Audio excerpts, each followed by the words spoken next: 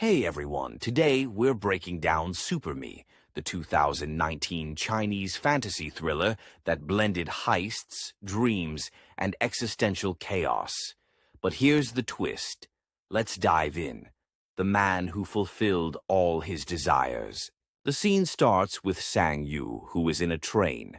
As he stands in the train, he thinks about the recurring problems that he's been having, that he's been unable to sleep in the previous nights for a couple of months. Now this is caused by him constantly been having nightmares. Suddenly the lights in the train turn off. Everyone in the train gets scared. A black figure of a man appears out of nowhere, walking in the back of the train. All passengers become scared on seeing it. On hearing the commotion Sang Yu turns and sees it. He tries to flee away from that place, far away from the black figure, but he is unable because his hand seems to be stuck. As all the other passengers push past him and reach the front. The black figure comes closer to Sang Yu and reaches him and starts grabbing him, then slams his head onto the ground and even punches the floor and breaking it, then puts Sang Yu's head through the ground. Suddenly Sang Yu wakes up and starts catching his breath. In the next moment, we see the landlord outside, Sang Yu's apartment. On hearing Sang Yu coughing inside the apartment, he shouts to Sang Yu to open up the door, or he would break it down himself on hearing. The landlord Sang Yu jumps out the window quietly as the landlord screams at the door, telling him to open up. In the next scene, we see Sang Yu talking to some random person seeking for advice on how to fix his problems of these recurring nightmares, but none of them seems to be giving him a reasonable answer. One of them even gives him an item he calls a charm to help him stop having these recurring bad dreams. Next, we see Sang Yu at a pancake store. He orders one pancake, and as he waits for his meal, he looks across the road at a girl, apparently. This is the girl. He's been having a crush for a while now. As his meal is ready, he finds an empty spot to sit and starts eating his meal. Right. Then a man appears from behind him and on. Seeing this man, Sang Yu runs away. Later, we see them both eating together in a coffee restaurant. We learned that the person's name is San Gi, a friend of Sang Yu, and that Sang Yu was given money by him to write him a movie script for the company he works for, but Sang Yu didn't write it. He explains the reason behind this, that he's been having nightmares and has not been able to sleep, so he couldn't write it. Sanji tells him to pay back the money, but Sang Yu says he can't, because he already wasted it, but promises to pay him back. On going back to his apartment, he sees that the window is locked from the inside with a wire lock, so he goes to the entrance of the flat and sees all his belongings are outside in front of the door of the apartment. He becomes angry on seeing that he's been locked out of the apartment by the landlord, so he goes to the nearby restaurant. And as he stays there for a while, a dark figure again appears and starts choking him from behind. We see in the next moment he wakes up, and it's morning time. Being fed up with all of it, he tries to commit suicide, but before he can even do it, the old man, the pancake man, notices him and comes there quickly and offers him food, which he accepts and he enjoys it. He tells the old man of his recent problems and how he couldn't sleep, and the nightmares that he's been having recently, and how he dies non-stop in his dreams. But the old man just simply says, "Why don't you just wake up before you die?" After a few moments, we see Sang Yu going to a small store, and we see him eating things that he had purchased.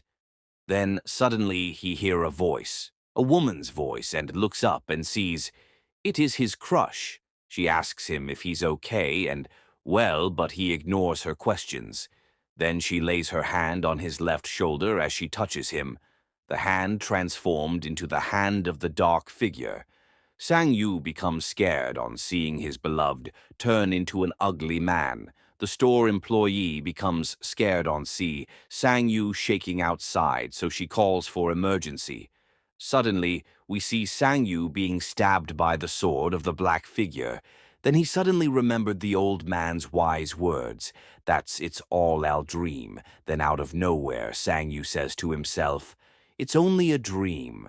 Suddenly, we see him flying through the glass window, and the store employee gets scared on seeing him fly through the glass. Sang Yu then wakes up and sees the sword next to himself. In the next moments, he sits alone in a park and starts slapping himself so to see if it's all a dream and that the sword is really next to him.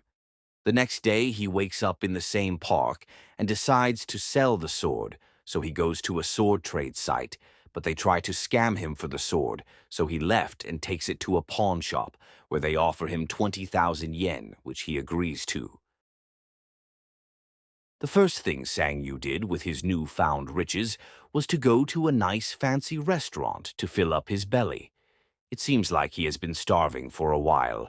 Next, we see him renting a room in a luxury hotel. Then he suddenly had a glow-up.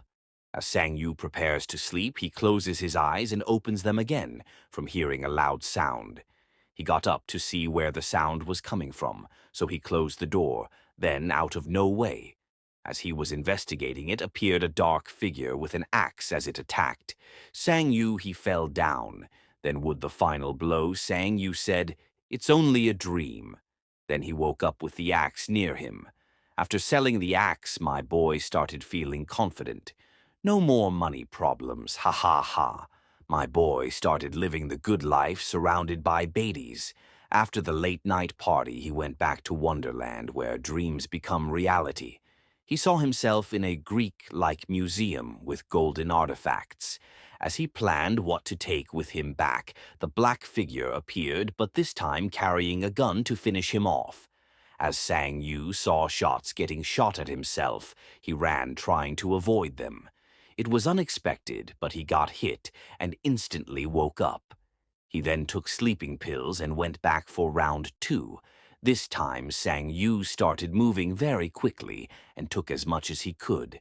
Then he shouted out, laughing, "I am simply dreaming." Sang Yu was full of excitement on waking up.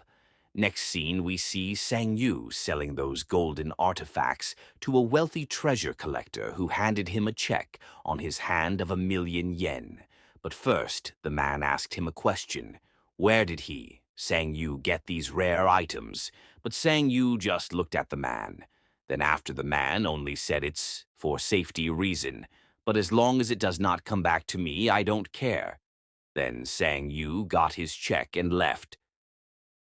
The scene starts with Sang Yu eating at a restaurant with his friend San Ji. San Ji questions Sang Yu about where he got his newfound wealth, asking if he had found a get-rich-quick scheme and if he could include him as well.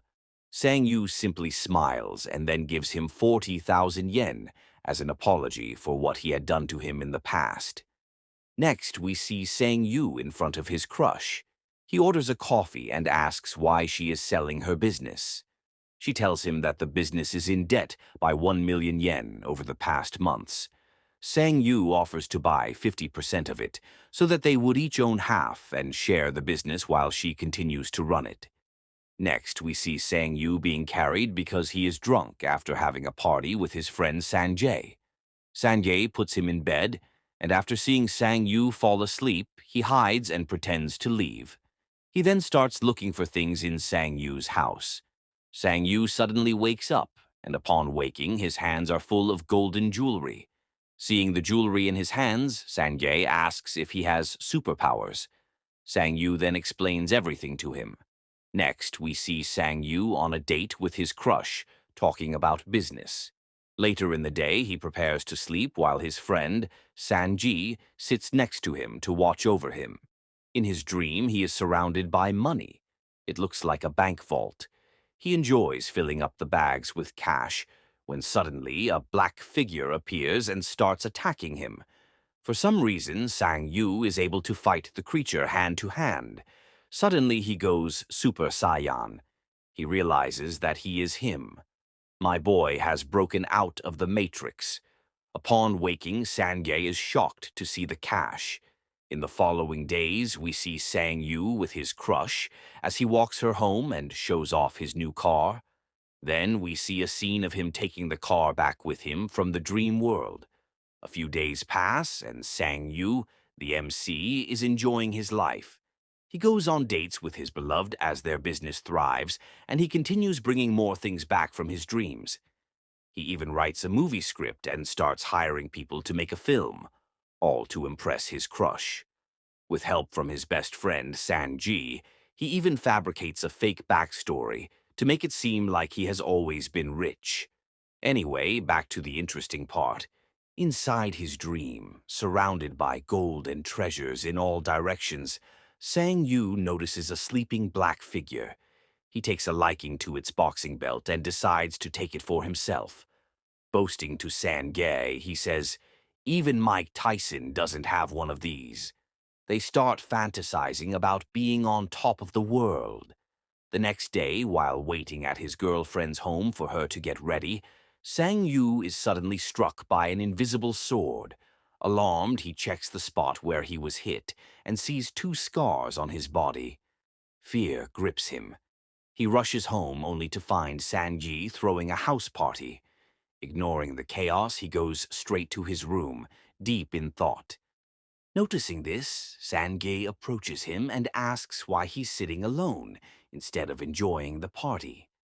Sang Yu simply replies that he's not interested and just wants to sleep.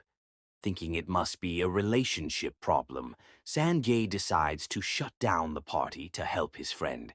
However, when he offers to stay, Sang Yu insists that he wants to sleep alone tonight. In his dream, Sang Yu sees a man standing in front of him. As he gets closer, he realizes it's himself, with wounds on his face. Suddenly, the figure begins to dematerialize before his eyes. Upon waking, he rushes to the mirror and is horrified to see that the scars are now on his own face. That's when he realizes all the wounds he gets in the dream are becoming real. Moments later, we see him heading to his crush's store, but before he can get there, he gets kidnapped. Now, Sang Yu finds himself in an isolated place, surrounded by his kidnappers. They get straight to the point, demanding numbers. The leader, however, suspects that Sang Yu is worth more than they originally assumed. After some thought, they decide to demand 10 million yen in cash. They hand him a phone and force him to call Sanjay. Meanwhile, we see a truck pulling up to an empty spot where Sanji is waiting with the ransom money. He hands it over, but then it turns out Sang Yu is not with them. Next, we see the kidnappers abduct Sanjay as well. The kidnapper boss, now going through Sang Yu's phone, suddenly freezes. He sees 100 million yen in his account. Realizing they had been lied to, he erupts in anger. Sanjay wakes up, groggy and confused. He turns to Sang Yu, stares at his face, and asks, "What happened to your face?" "Oh no,